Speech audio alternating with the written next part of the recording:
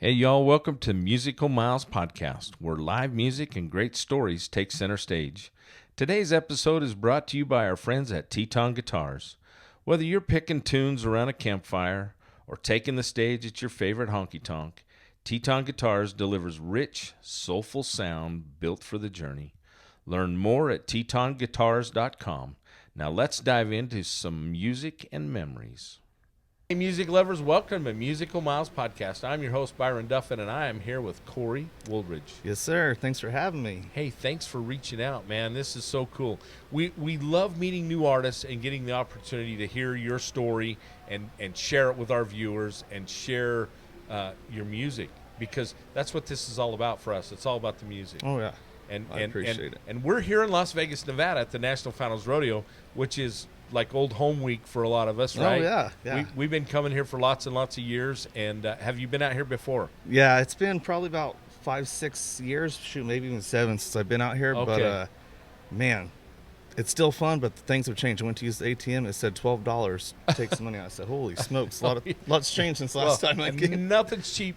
We are at the West Gate. Here we're just north of the convention center, and this is the official hotel of the convention center, and of the Cowboy Christmas rather.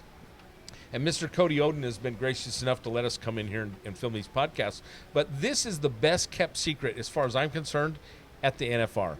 They have the best drink specials. You got Pendleton and Tito's for $7. Oh, can't beat and that. Buckets of beer for $30. And they're glad to have us. And then there is all kinds of incredible live music here. Yeah. The music here is and it's all free, right? So they have the great watch party every night. You come in and sit down and watch the rodeo, and then you can sit down and listen to some great live music. Last night was the Huser Brothers, Ryder Grimes, who I've interviewed. Both of those guys have been on our podcast. And then they have I can't remember the other band, but there's just music until all hours of the night. Okay. And so this is such a cool venue, and they've had Corb Lund was here on Wednesday night. Oh, that's right. Yeah. They just have some great music, and it's free. How do you beat that? And the monorail comes right here to the front door. Drops you right off. Yeah. And so anyway, can't beat that. Yeah, cool. Well, Cory, tell us a little bit about your musical. So you're a former PRCA bronc rider. Yes, sir. Yeah. Kind of retired. You don't ride broncs anymore. No, some days I miss it and I still want to crack back out. Yeah. Especially this time of year, but then I see somebody get yard darted, and I said, I don't think I miss it that bad, Yeah. Playing that guitar, it always pays, and I ain't broke a single bone since I. Who is? And he played here. Tyler Halverson. Singer gets a check every rodeo. Yeah, Singer gets a check at every rodeo. That's right. Yeah, was it the Beer Garden Beer Garden Baby. Yeah, that's a great song. Yeah. And he played here. I did not get a chance to interview him, but I love that song. Yeah. Yeah. And there's so many cool songs and so much cool music here. We've just interviewed some great artists and great to have you on our show. Oh, I appreciate you having me. Yeah. This is cool. It's actually my first time to even be inside the West Gate. So I walked in here and I was like, man, this is. Well, I have to spend some more time here. This is the home of Elvis Presley, man. Right. This is where he did his residency here. Lots of good stories, and I'm sure some sad stories too. But if you watch the movie, it was just such a great story. But what a talented guy. But lots of Elvis memorabilia here. They tell me the top 2 floors in this hotel were Elvis's suites, right? Oh, okay. And I think I'm trying to remember how many thousands of square feet it was, but 2 full floors that he had when he lived here. Wow. So, and they said some of them are pretty much decorated still the same. Just left alone, kind of. Yeah. Wow. Yeah. So, I walked in, I seen the statue over there. I said, "Oh my gosh!" Then it started ringing a bell. Yeah. Where I was actually at. Yes. So had to stop and get my pictures. Yeah, I think at the time it was the International. It's the Hilton. Anyway, it's been a few things, but beautiful hotel, right? And the people here are very accommodating. It's been a lot of fun. So really nice. So Cory, tell us about your musical journey.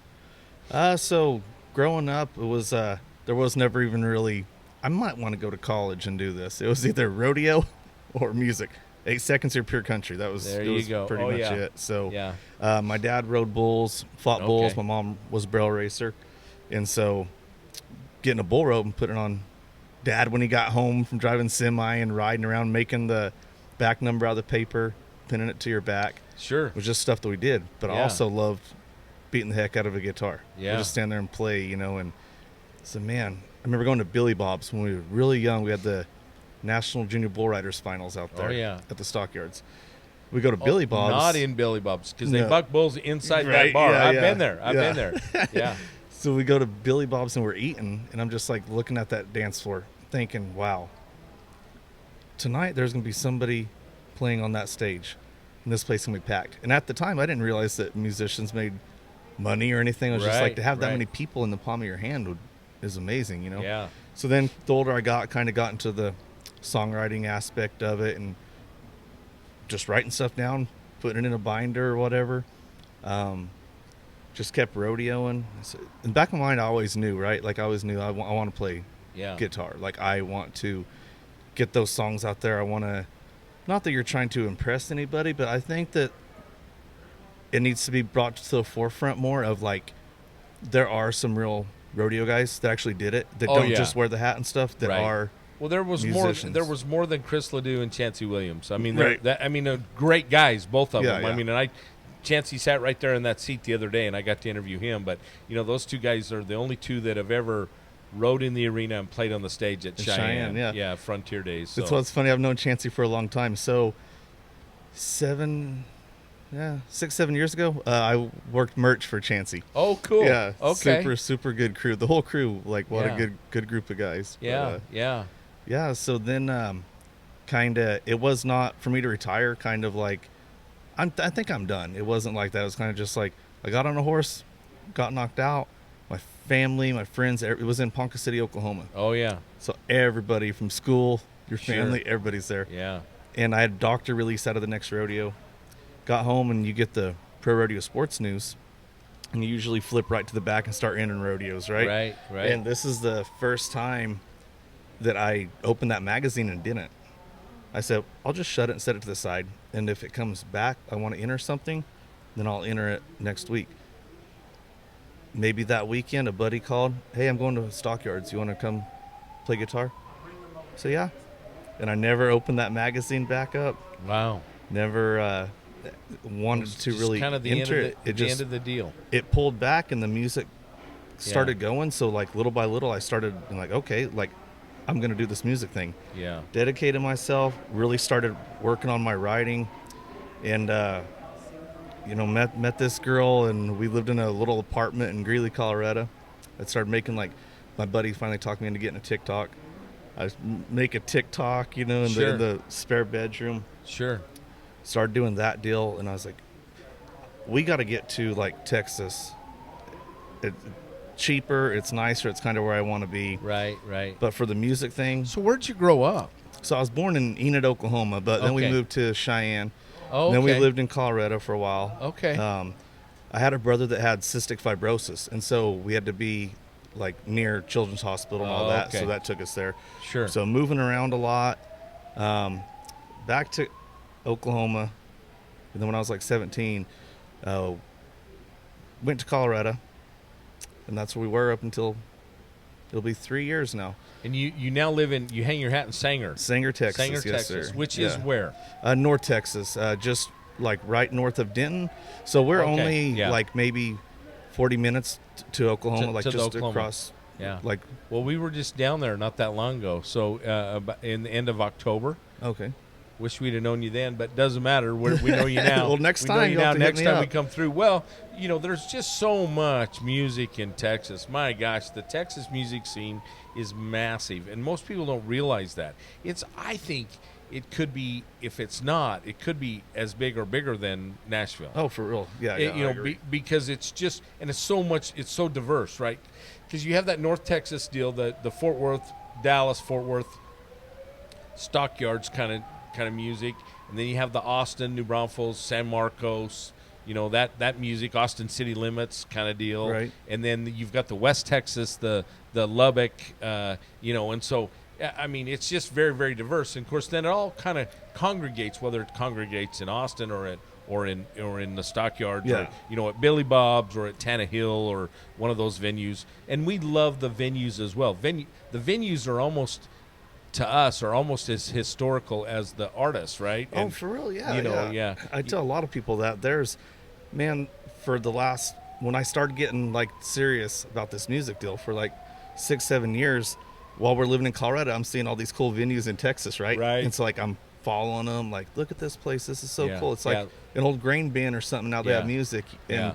so some of those places like to show up and be able to play is really cool to walk in there and be on that stage. Well, you go to Cheatham Street at San Marcos, Right. you know, and or the Devil's Backbone. You I don't know if you've heard the Todd Snyder story about the showing up. He was on his way to Lukenbach and ended up at the Devil's Backbone, and they said, "Screw Lukenbach, stay here and drink beer with us and play." There you go. They were literally on their way to a gig at Lukenbach and never went.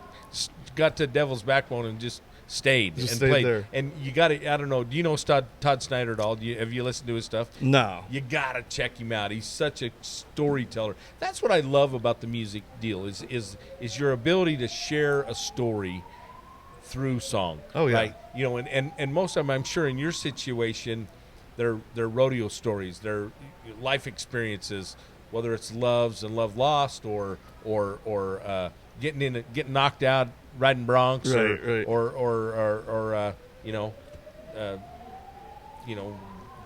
getting hooked by a bull in Cheyenne, right? It's real. It's the real stuff. It's I love to write sometimes about different things because you don't want to pigeonhole yourself. You know, Right, if you have right, something right. on your mind, it's easy to sit down and try to write it. But at the same time, it's hard to get away from what you know, your life. Right, you know? right. And so I can sit there and look at a back number hanging on the wall, Yeah, think about rodeo, and I'm like, man, I'm gonna sit down and write something about that. sure. But sure. like, I can't, if I don't know you, I can't go to Walmart and tap you on the shoulder and say, hey, listen to this. I got Yeah. something, you know, it's weird, but I can get it out for myself by writing it. Right. So let me ask you about that. About your songwriting process. Is it because I ask this question a lot? What is that process like for you? Is it personal or are you a collaborator?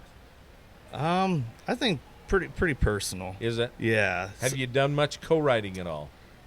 Honestly, everything that I've got so far is been personal. it's just all my Okay.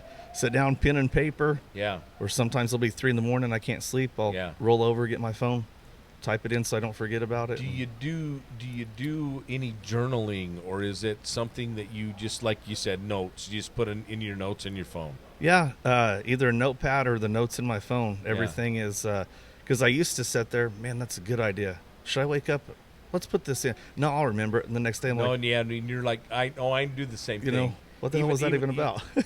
yeah. Even with the podcast, I caught myself the other morning because I've interviewed so many people Right. here and talked to so many people. I'm like, I had a great idea. I had a great dream. I was thinking about this, and it was gone the next morning. I'm like, what the hell was that? Like you're not all the way asleep, but you're not all the way awake. But it might not have been all that good anyway. Corey, you never know, right? Just let It it could have been slide. just horrible anyway. Yeah, so. yeah. A really dumb idea. So, Right. well, so you've been in Sanger for about 3 years.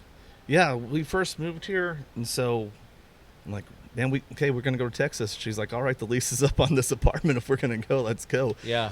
We literally have some friends that raise bucking bulls, Okay. and so put all of our stuff in their stock trailer.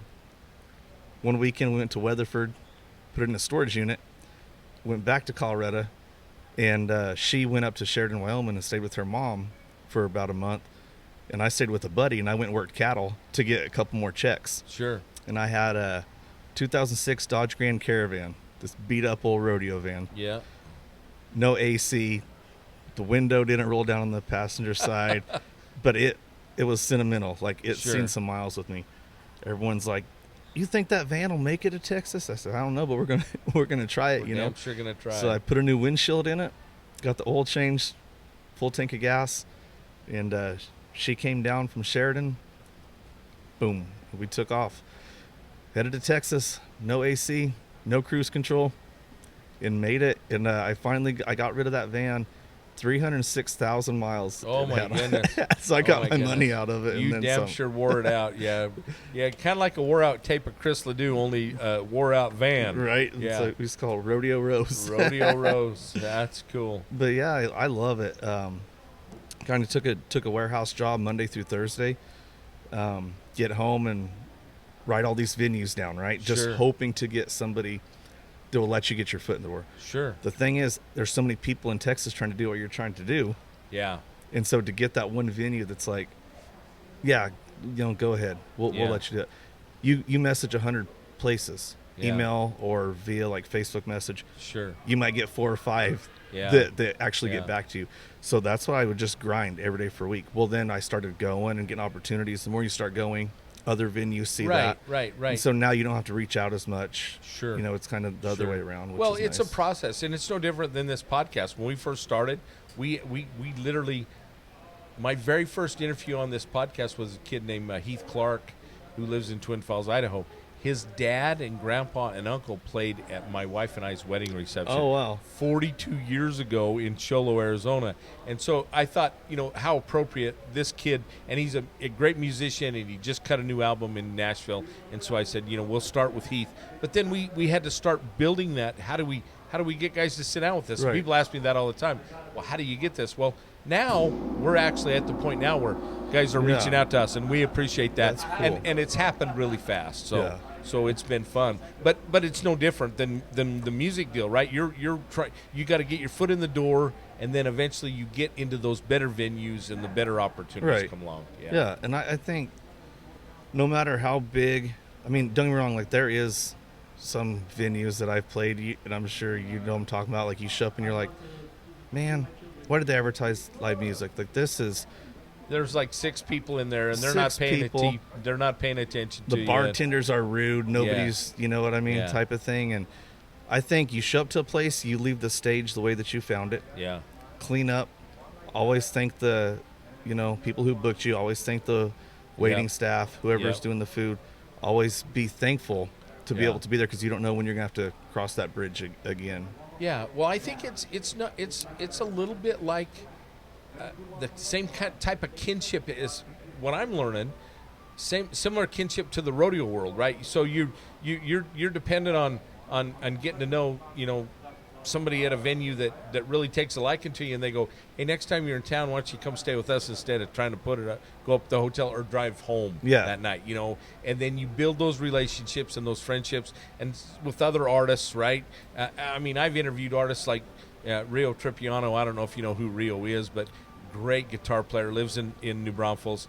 But and Brian White from the Damn Quails. Oh, okay. And Paul Cawthon, they're all buddies, right? They all lived together at one time, and they all just kind of, I slept on his couch for 3 months, and I traveled with him, and they pick up gigs with each other, and they just all work together, and that's what I love about this. It's similar to the rodeo world. You were riding broncs with buddies that you're staying at their place on your way to Oklahoma. Oh yeah.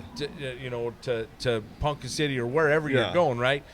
And it just works out. You just make it work. And so that's what I love about the music deal. And even for us, to be able to make those relationships and those friendships work. Yeah. So. And the cool thing about rodeoing and then doing this music thing, I still get to see a lot of those rodeo people, my buddies. Right. Sometimes they'll come out to a show, or you happen to be in the same town. Yeah. Or you get to play the rodeo. Yep.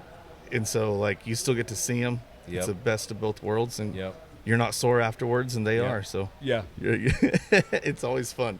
And the beer garden always gets paid, right? Oh yeah. All the time. Yeah. And everyone's like, man, how do you do it? When you go and play, don't they just give you free beer? And it's just they think it's the whole sex, drugs, and rock and roll type of thing. I said, no, not really. Well, I tell people all the time, and I've made this comment multiple times on the podcast, that listen, this is not for the weak of heart. You have got to be tough. You have got to be either tough or stupid to do this business. So, exactly. and I think a little bit of both, right? And I put myself in that same category. Don't kid yourself. I'm not saying you're stupid. I'm just saying, because this is a hard way to live. I mean, you live on the road. It's no different than being a rodeo cowboy. And I always used to say I'd have never made it as a full-time rodeo cowboy. I rodeoed. I roped calves and team roped, and I rode cutting horses for years. And I've drove those late night drives, but not like these road warriors do, and you guys got to be tough. I mean, you know, the Huser brothers played here last night. They got done, buttoned up, and loaded up the van, and they blew up their tranny on their way here. So then they had to rent a van, and now they're on their way to Scottsdale, right? Okay. So they left from here and went to Scottsdale, and they're playing down there. But it's just go. Yeah. You know, and so you got to be tough to do that. And on those drives, like I say, you drive 4.5 hours, go play a show maybe for 20 people. Right. And you're headed back.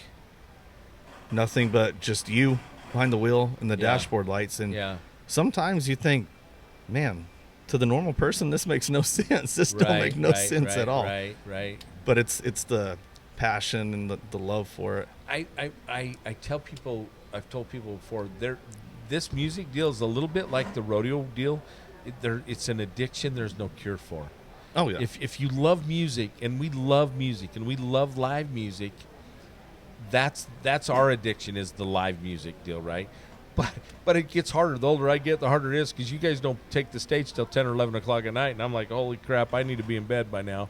But especially here in Vegas, you kind of get acclimated once you get here, right, to stay up late, but it's tough. The first night I was here, my buddy's like, come on, we're going to go out. Where do you want to go? This is where I'm going. You want to join?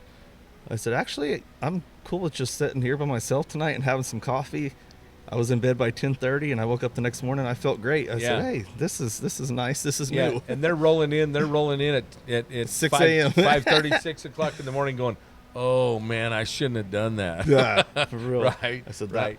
They make it hard here because they don't call this Sin City for nothing. Oh, sometimes you get in bed and you say, man, that blackjack dealer took my money, but if I had another 50, I can go back down there and try to get it back. Get it all back. Yeah, that's how it always goes. Well, fun. But, driving and all that kind of stuff. So you get a lot of thinking to do. Yeah. Oh, yeah. So let me ask you this. So have you got stuff out on Spotify and YouTube, or not YouTube, but YouTube? Yeah. Pretty much anywhere you can find music. Okay. I got 3 singles out right now. Actually, last Sunday we just cut last set of vocals for my next single. Okay. So that should be out hopefully by the end of January, if not sooner. But yeah, we'll just say the end of it. And I'm really excited for that one. But so where are they finding you, and how do they find you? Cory Wooldridge Music, YouTube, Spotify, iTunes, TikTok, Facebook, Instagram, pretty much everywhere. If it's all there, under the same title. Yes, sir. Yeah, okay. Cory Wooldridge Music, and it's all out there. Wherever they do their deal, you can find it. Wow, that's cool. That's cool. So you are you gigging? Are you still working Monday through Thursday and then gigging on the weekends? Still doing that. Yeah. Well, that's kind of the way it happens, right? You got to make it work. So that pays the bills, and the music gets me to have fun stuff. So fun. I got to do that. Keep doing that for a while. Yeah. Keep putting out music, and like I said, I got a bunch of songs. So hopefully this is going to be a year of a lot of studio time. I feel like last year I went so hard. I mean, get back, go play a show Friday, get back 4:30 Saturday morning.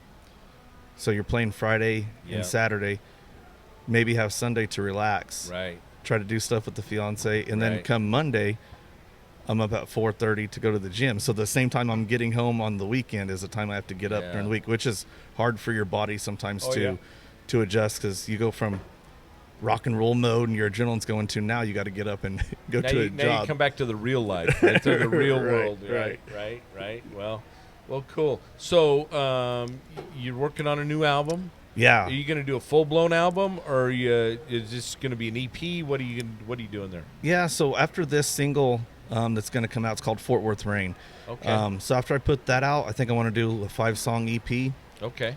And kind of mix it up, a couple rodeo songs, some different stuff, kind of mix it up a little bit, and then put that out there. Then, the end of the year or the next year, probably try to get like 10 out there, a full album. Okay. So I just want to do like to have 5. One, press it into vinyl, and for sure, I'll get how you cool hooked would up. that be? Yeah. Like, you never know, especially now, like, vinyl is selling, and I love to look at vinyl. Just maybe I don't like the album, but the artwork. Like, I love art. I grew up in the 70s. That's the only way you could get music back in those days. You had to buy the vinyl. So if I had, Three Dog Night or BTO or the Eagles, they had one or two songs that I really liked, you had to buy the whole damn album, right? Now, with streaming services, you can download whatever song you want, and the singles is kind of the big thing, but vinyl's made a resurgence, and my kids, including this one behind the camera over here, my guest producer today is my son Gage, and Gage has really gotten into vinyl, and I still have a lot of my old vinyls. I mean, I have Alice Cooper, and I have Fleetwood Mac, and I have Marshall Tucker Band, and I have a lot of that stuff that I grew up listening to, and Molly Hatchet and some of that stuff, and so. Speaking of that, so who really influenced your music? Oh, the biggest one, Chris Ledoux, but I'm big on Chris Ledoux, Merle Haggard, Keith Whitley. Those are my top three. My grandpa played guitar very well, and he was a big Merle Haggard fan. So we'd get in the big grandparents' van, the big Chevy conversion van. They had a little suitcase with the cassettes in there, and I always pick out this Merle Haggard cassette. And then my mom and dad, they had all Chris Ledoux cassettes, every one of them. Yeah. And so when my mom found out that she was pregnant with me, they left Oklahoma in this beat up old car and ended up in KC. Really? So they were going to name me Casey, but spelled like Casey, Wyoming. And so they took a little ranching job. My mom was pregnant with me, pulling calves at 4 a.m. Oh my goodness. And like my dad was like, yeah, we'd have to go to the leather shop there, buy a Chris Ledoux cassette. You get one a year, and so that was pretty much all we knew. Every single song, every cassette, even like the order of them. Oh yeah. The cassette would get wound up, and Dad pull it out and give it to one of his kids, and we stick the pinky in there and have to wind it up. Pencil eraser, dude. I fixed more, and even before that, the 8-tracks. You had to have a book of matches to put it under there because it would drag. And anyway, it was just a weird deal. But the cassettes, yeah, and you'd get a new tape and you stick it in the tape player and then eat it. And you're like, oh, what the hell? You were talking about vinyl earlier, so me and some buddies took a trip to the Stockyards one year, and there's a record store, Chief Records, there in the Stockyards. I find 2 Chris Ledoux albums in there. And they were pretty pricey, like $45 a piece, but I didn't care. And the guy's like, we don't hardly see no Chris Ledoux record, in Texas. Because they recorded all that stuff on cassette and sold it out of the trunk of his car. Yep. I bought my first ones, and I shared this with Ned Ledoux when I interviewed him at Victor's Western Store in Pocatello, Idaho. And we would go in there and buy those every time a new Chris Ledoux tape had come out. And Chris would come through, or somebody, and sell them those tapes wholesale, and you're just like, oh man, new Chris Ledoux music. It was awesome. Right, yeah. And then Ned said his grandpa Ledoux was like, man, we could probably do 2 albums a year, Chris. And he says his dad kind of got a little burned out on it. Right. Yeah. And I love that kind of, he would just write going down the road. Yeah. And that's kind of, I really feel that. Yeah. So. Yeah. Well, that's cool. Well, and I know he had a huge influence. He's a huge influence on a lot of artists. So like I said, not everybody that sat on the couch, but most of them have brought up Chris's name. Oh, so, yeah. And I think a big part of it, too, was for me, it doesn't really matter how good you are at something. It's how you treat people, how you make them feel.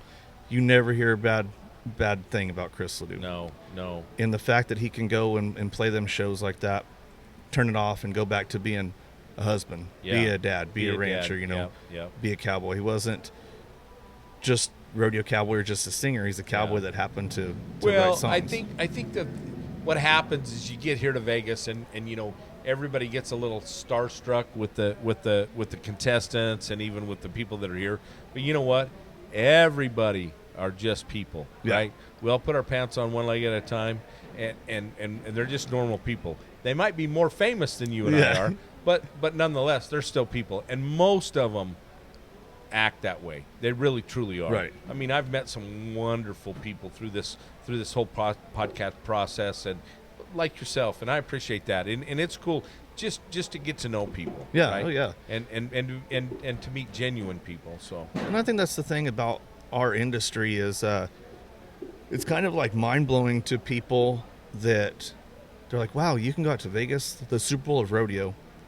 This guy you watched on TV last night is sitting right there at a Starbucks, and you can go talk to them, or you can go get an autograph. You don't have that in NFL. No. And yeah, I mean, they're just approachable. I was here at the watch party the other night, and Chad Prather was here. Okay. And I've seen Chad, and I had met him prior, but I said, hey, Chad, because we're giving this guitar away. I'm going to have you play this guitar. By the time this posts, this guitar will be collecting dust at somebody's house. But anyway, I said, hey, Chad, would you come sign this guitar for me? And he goes, absolutely. I said, hey, would you be on my podcast? He said, absolutely. I mean, he's just the most approachable. Most of these guys are approachable. Yeah. They're just so cool. And as I've gone around and gathered up autographs on this guitar at the Cowboy Christmas and the country, the Roper Country Marketplace and the Rio, these guys are all just like, they're so thrilled to get to sign it. Caleb Bennett said to me the other day, he goes, this is cool. This is probably the coolest thing I've ever autographed is a guitar. Oh, wow. And not alone. I mean, there's lots of other people. Shaylee Ham, who's West Desperado, you know. Okay. She's and her assistant is a good friend of mine, Carrie. And she said, hey, I told Shaylee you wanted her to sign the guitar, and she was just so excited, you know, because that they don't get to sign stuff like this. Yeah, Usually it's an ad slick, an autograph slick, and they're, you know, and people take them home, but this is something that, I mean, that guitar has got world champions on it. It has got Yellowstone actors. Buck Taylor signed it. Oh, nice. Mo. Brings Plenty? Yes, Brings Plenty. Yeah. Mo signed it. Bear Pasco, NFL superstar, NFL Super Bowl winner, has signed it, you know. Oh, what I mean? wow. And he's a Bulldogger too, you know. I mean, there's just some really, really cool people, and everybody's so cool about signing it, and they loved it. They're like, this is so cool. Anyway, and some of them maybe have never even touched a guitar. Oh, right, before. right. So. Well, you'd be amazed at, you know, like Ty Erickson, he's the steer wrestler, you know. Yeah. Hey, can you play it? He goes, no, but you know, but anyway, they held it and took their picture with it. And anyway, it's just been fun, and once again, this industry that we're connected to, the Western world. This is such a great industry, and it's really, really grown and blown up because of things like Yellowstone. Oh, yeah. You know, and that there's been a little bit of a resurgence back in the Western movies and some of that stuff, and it's just been fun. So, like, I think with Yellowstone, it's kind of cool. It's bringing cowboy music back. It's cool to be a cowboy. Oh, I'm telling you.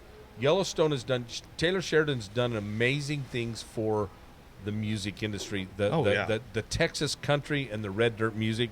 Shane Smith and the Saints, Lainey Wilson, they all blew up because of Yellowstone. Yep.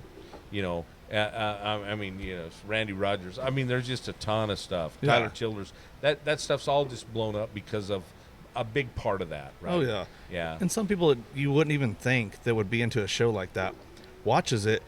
That's their connection to this, you know, like, oh my gosh, what kind of backdrop is that? No, that's really how Montana Well, looks. right. Yeah, exactly. Well, and then the music deal, because it leads from one artist to the next. It might lead them from Tyler Childers or from Leonard Wilson to Ryder Grimes or to you or to any of these other, you know, Tyler Halverson. I mean, it just goes on and on. And the more you go, you end up, you know, you follow an artist on Spotify, and then Spotify goes, hey, you might like this. Oh yeah. And it just builds your love of music, and that's the thing for us. We've done a lot of live music events.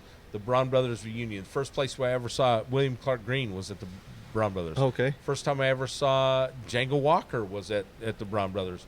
First time I saw, oh my gosh, who else? The Huser Brothers were at the Highway 30 Fest. You know, Tyler and the Train Robbers, another group that we just, anyway, it just leads, it just blows up, right? Yeah, So, anyway. I've actually got to do some Yellowstone stuff last year, some background stuff, and it's been wild. Like, the amount of effort and work that it takes to put on something like that is like cameras everywhere. And so I got to do some stuff for 1923, and then we started this the Madison It's another Yellowstone spinoff. Oh, really? And so we filmed in Dallas and then Fort Worth, and they're using that as New York City. Oh, yeah. And so have you met my friend Cooper Taylor? He's been the stunt double for Rip on Yellowstone, and he's also been in 1923. In fact, he's here today. I reached out to him this morning to see if he wanted to go to breakfast, and he's still hungover from last night. So. A lot of as are most people. Yeah, well, Cooper and I have some history here in Vegas, and that's usually the story. Yeah, yeah. No. Yeah, we have spent 3 or 4 days in Galveston filming, and so funny because, hey guys, it's Chicago in the wintertime, right? But in real life, it's August in Galveston. It's 107 degrees. 107 degrees. You're sweating your ass off. And you are layered up, dressed like 1923. But no, the crew, all them people that work on that stuff are amazing. Good group of people. So it's been a cool experience. I really enjoy it. Fun. Yes, sir. So where are you going from here? What do you got going on? Here I'm going to go over to the Cowboy Christmas, hang out, meet some people, probably hit up the Rock and Roll Denim booth. Perfect. Hang out see there. Our buddy Dale Brisby. Oh, I seen him at the party last night. Dale's agreed. Dale's actually he autographed the guitar and he's agreed to be on the podcast. So, oh wow. Yeah, probably not here. He invited me to come to the ranch in Texas and film down there if we wanted to do it there, or else we could do a Zoom call. But anyway, no, just that's the thing. I mean, you know what? I ask and they say, yeah, I'll be on your podcast. Right. Cord McCoy, there's another one. You know, Cord's been on The Amazing Race, and he's a buck and bull producer and puts on some rodeos and stuff. Yeah. And just a super good guy. I met him the other day and just had a great visit. And we're trying to get him over here to do an interview on the podcast before we get out of Vegas. But and it may work and it may not. But nonetheless, everybody's been so accommodating. Yeah, so. that's awesome to hear. So yeah, you can make it work somewhere down the line. But at least you got, like you said earlier, you got that connection. Yeah. Oh, down the road. I mean, these guys are all, hey, here's my number. Call me if you need anything, you know. And so, anyway, it's been great. Thank you for taking time to meet with us. I want you to play us a song on that TETON guitar. All right. Give us a little, set it up. Tell us what you're going to play, and how pretty is that guitar? That is a spalted maple, solid top guitar.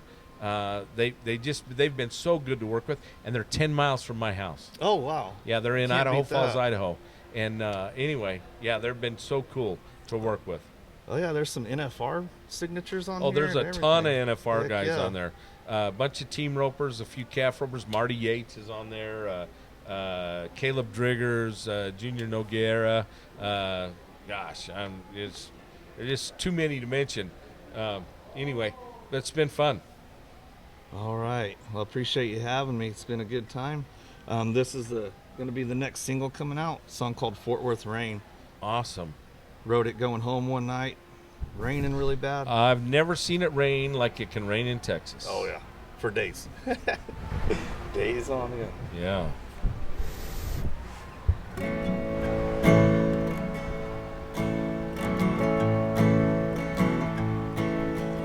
Porch light fading in the rear view, cowboy hat up on the dash, chasing that rising sun as our heart is sinking fast. With every mile marker sign comes a memory across your mind. It ain't easy leaving her to chase those little white lines, but you bite the dust in another town, knowing damn well you should turn around. Pick up the phone, say I'm coming home, I think of having my last ride. Yeah, I still love it, and I always will, but I can't ride through this pain while you sit there at home with tears pouring down like Fort Worth rain. She's been holding down 2 jobs and working overtime to keep food on the table, not live by candlelight. But you're in too deep to stop. It's all you've ever known, and the thought comes across your mind to stay and help her out at home. But you bite the dust in another town, knowing damn well you should turn around. Pick up the phone, Say I'm coming home, I think I've had my last ride.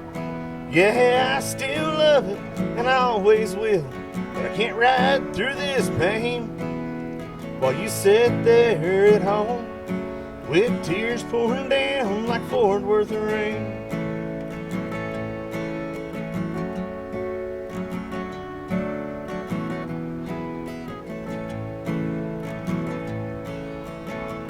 Think of all the miles you've seen and the money that you've blown, hoping she still wants you. These days you just don't know. You say I bit the dust in another town, got up the road and turned that truck around, picked up the phone, said I'm coming home, I know I've had my last ride. Yeah, I still love it, and I always will, but I can't ride through this pain. So you're here in my arms with tears pouring down like Fort Worth rain.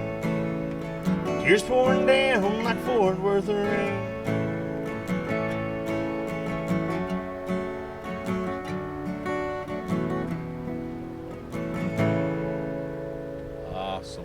Awesome. Thank you so much. Hey, appreciate it. Thank you guys. All right. Put your John Hancock on there. Find you a blank spot, and I'm hoping this marker is going to work. Let me know if it's, I got another one somewhere. Yeah, find a blank spot. It's getting pretty full. Yeah, we love that. So, yeah, we're pretty excited. Somebody's going to get a really cool keepsake, and I've got all kinds of video and photos of everybody autographing it. Is it working okay? Not really. Gage, grab that in my vest right there is that silver one. So we're going to use a different one. Yeah, I can barely see it. Yeah, okay. Here we go. All right, thank you. There you go.